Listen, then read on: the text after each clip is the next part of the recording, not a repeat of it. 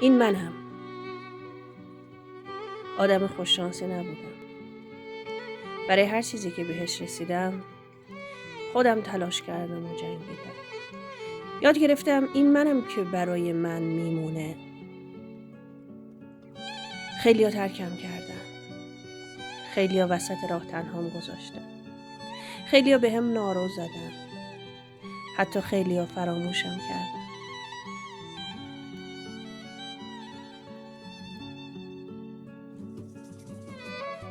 ولی برام مهم نبود، چون من هنوز سر پام.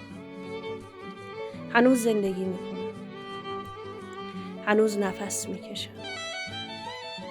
هنوز برای خواسته هام تلاش میکنم و هنوز برای هدفام میجنگم و من به این من افتخار میکنم.